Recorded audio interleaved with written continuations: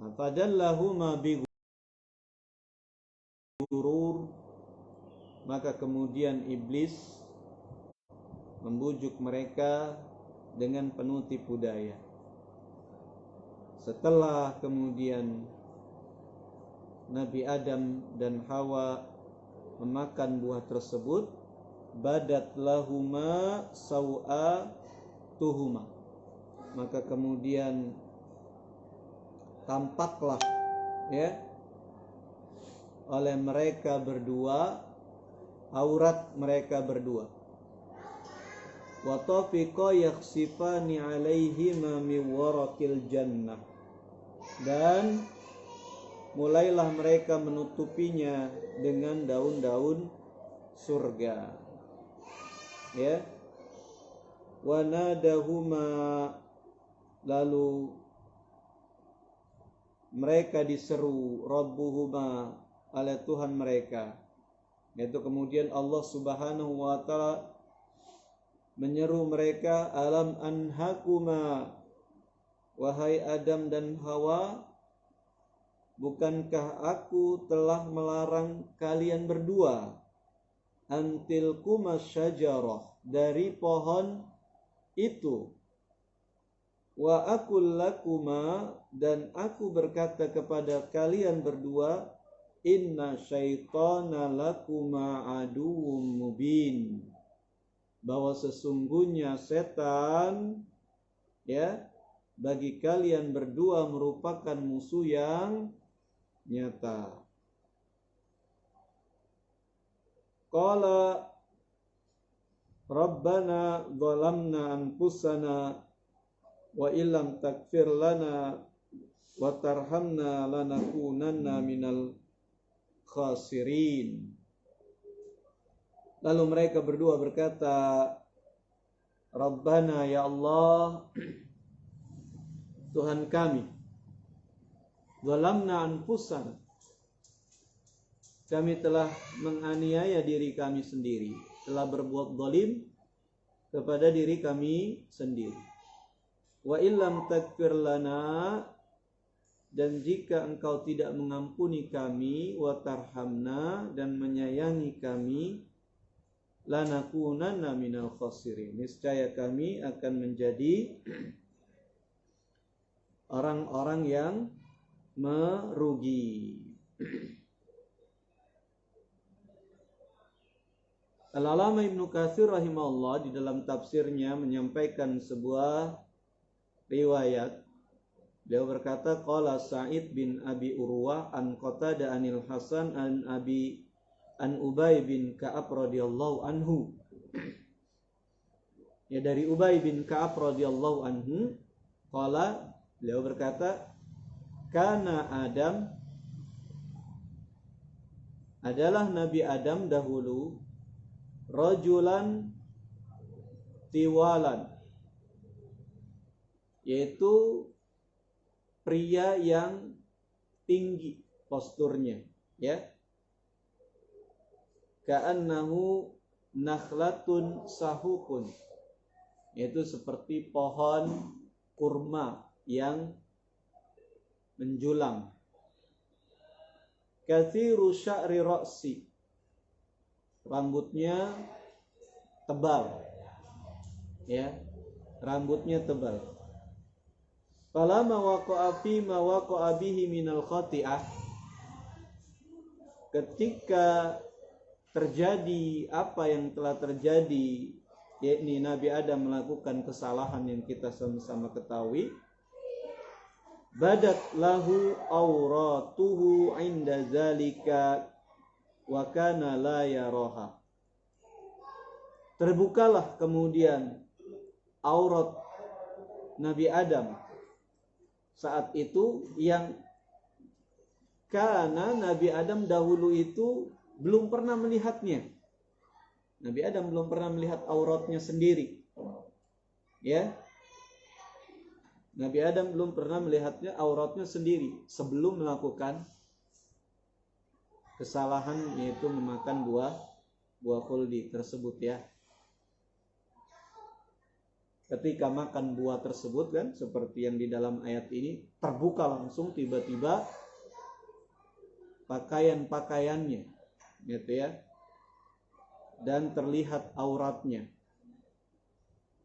Ketika Nabi Adam melihat auratnya sendiri tersebut, fantalaqa hariban fil jannah fata'allaqat bi ra'sihi sajarata min sajaril jannah.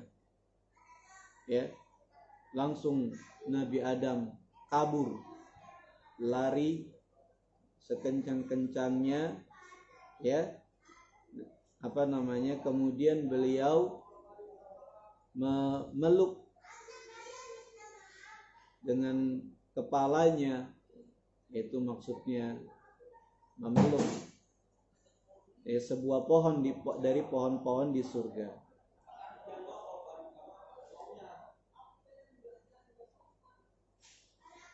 Faqala laha, lalu berkata Nabi Adam kepada pohon tersebut, arsilini, ya. Faqalat inni ghairu mursalituka. Nah, kata Nabi Adam, ya tutupilah aku. Maka kata pohon tersebut, aku tidak bisa menutupimu. Fanadahu rabbuhu azza wa jalla. Lalu Allah subhanahu wa ta'ala menyeru Nabi Adam, ya Adam, aminni nafaro, aminni tafir.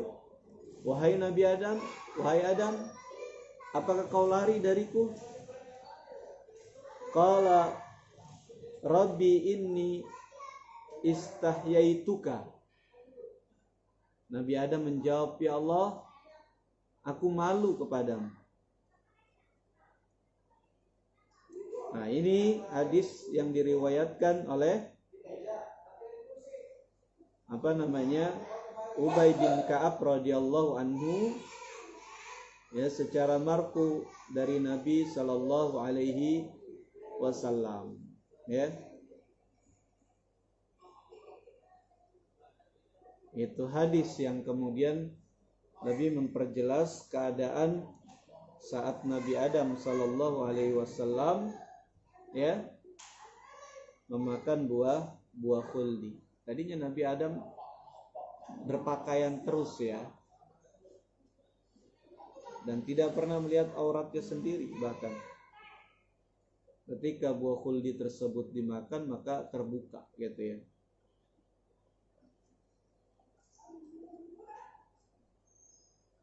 Terbuka, kemudian Nabi Adam berlari mencari, ya, penutup, ya, dari aurat-auratnya tersebut. Dalam hadis tersebut dijelaskan bahwa Allah menyeru Nabi Adam, kenapa kamu lari dari aku? Nabi Adam berkata, aku malu kepadamu. Itu malu terbuka auratnya, ya. Nah, inilah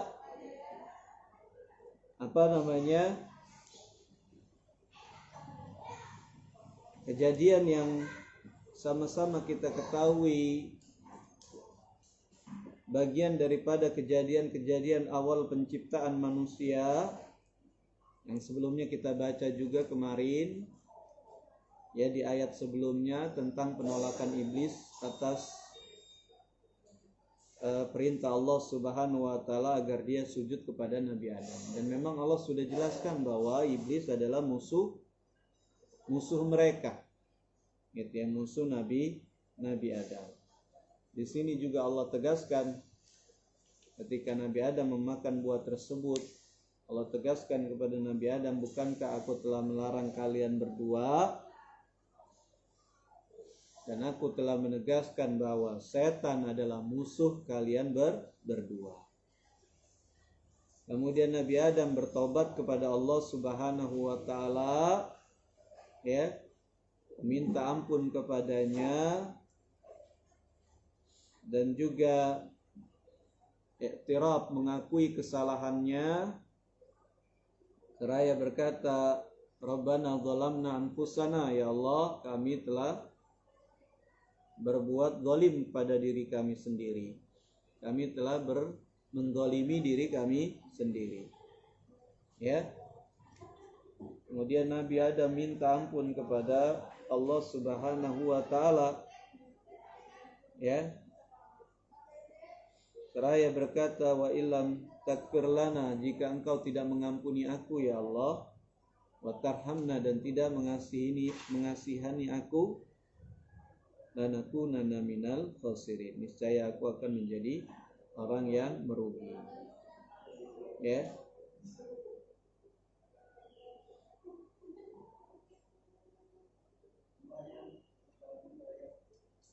Dan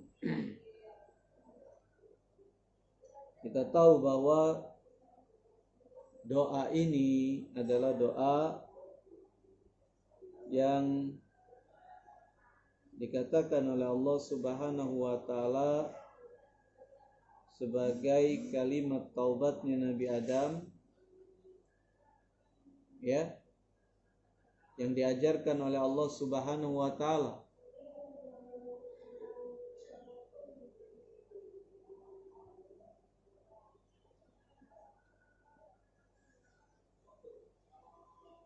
Bagaimana yang Allah firmankan, fatalaqqa Adamu min rabbih bi kalimatin fataba alaihi. Kemudian Nabi Adam diajarkan oleh Allah Subhanahu wa taala beberapa kalimat, itu kalimat taubat, kalimat istighfar, dan kemudian Allah menerima taubatnya. Dan kalimat tersebut adalah kalimat ini, Rabbana dhalamna anfusana wa illam taghfir lana wa tarhamna lanakunanna minal khasirin. Kemudian Allah berfirman, qala bitu ba'dukum li ba'din adu. Allah berfirman, turunlah kalian, sebagian kalian akan menjadi musuh dengan sebagian yang lain. Walakum fil ardi mustaqarru wa mata'un ilahin. Dan bagi kalian di bumi tempat menetap dan tempat mencari kesenangan sampai waktu yang ditentukan. Qala fiha tahyauna, dan Allah juga mengatakan fiha tahyauna, di dalamnya kamu hidup. Wa fiha tamutun, dan di dalamnya juga kalian mati. yakni kalian hidup di sana, kalian juga mati di sana. Wa minha tukhrajun, dan dari sana juga kalian akan dibangkitkan. Jadi kita mati di bumi, hidup di bumi, mati di sini, juga nanti akan dibangkitkan lagi di sini gitu ya, dibangkitkan dari kubur kita. Ya. Dikatakan oleh Ibnu Katsir rahimahullah, firman Allah Subhanahu wa taala, ihbitu, turunlah kalian semua, ya, menggunakan domir waw jamaah, yaitu kalian semua. Ya, perintah turun kalian semua. Nah, kalau tadi domirnya adalah mutakallim musanna, yaitu dua orang yang berbicara, ya.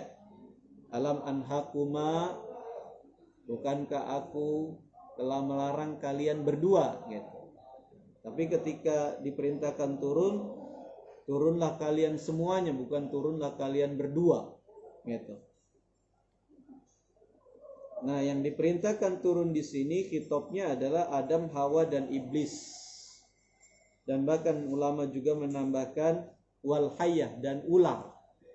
Ya. Dan ular. Jadi 4. Adam, Hawa, Iblis, dan ular. Gitu ya.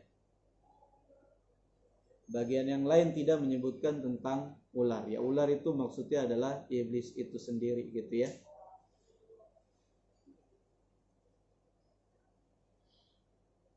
Dan dalam di ayat yang lainnya juga Allah Subhanahu wa taala menyebutkan domirnya 2. di sini ihbitu, ada di ayat yang lain ihbita, gitu ya.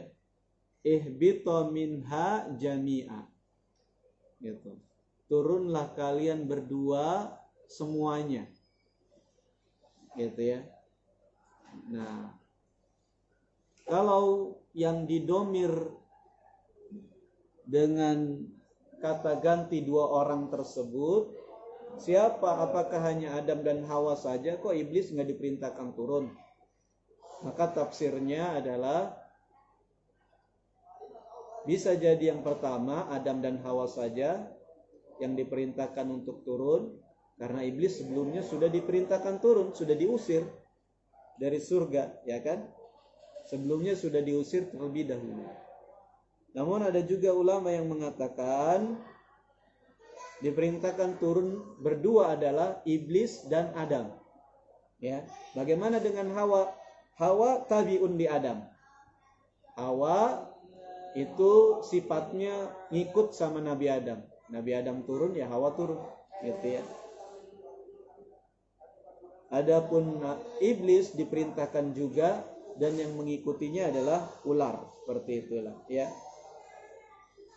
Nah, ini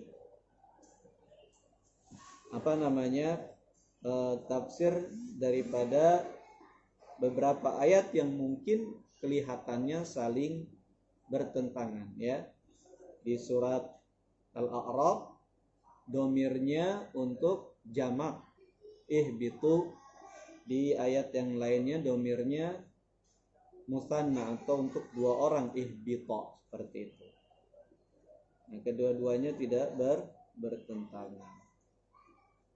Kemudian Allah Subhanahu wa taala jelaskan kepada Nabi Adam bahwa bumi tempat mereka menetap, ai qararun wa a'marun, ya, madrubatun ila ajalin ma'lumatun. Memang sudah Allah jadikan, khususkan tempat menetap, ya, sampai waktu yang sudah ditentukan, ya. Ada juga yang mengatakan mustaqarrun, maknanya adalah al-kubur, seperti yang dikatakan oleh Ibnu Abbas. Kalau Ibnu Abbas, mustaqarrun al-kubur. Mustaqarrun maksudnya adalah tempat kubur kalian. Bumi itu adalah tempat kuburan kalian.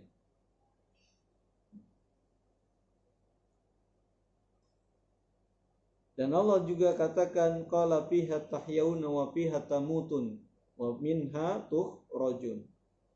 Di bumilah kalian hidup, mati, dan kemudian akan dibangkitkan. Ini seperti firman Allah Subhanahu wa taala, minha khalaqnakum wa fiha nu'idukum wa minha nukhrijukum taratan ukhra, ya. Dari sanalah, yaitu dari bumilah kami menciptakan kalian, dan di sanalah kalian akan dikembalikan, dan dari sanalah kalian akan bangkitkan untuk kali yang kedua, ya. Jadi memang sudah menjadi catatan takdir Allah Subhanahu wa taala, bumi ini tempat menetap kita, ya. Tapi banyak orang pinter, para saintis gitu, ya. Kalau kita lihat dari film-film dokumenter gitu, ya, kan katanya sedang mencari alternatif tempat tinggal dari bumi. Nah, kayaknya bukannya pesimis, kita mendukung ilmu pengetahuan, tapi Allah katakan bumilah tempat menetap kita, ya. Makanya tadi dikatakan madrubah, yaitu sudah dicetak gitu loh. Sudah dicetak sesuai dengan kebutuhan kita. Makanya sudah dicari tempat alternatif yang lainnya, tapi nggak ada yang seperti bumi, ya. Kadar mungkin oksigennya kurang, atau kadar nitrogennya lebih tinggi, ya, dan seterusnya gitu, ya.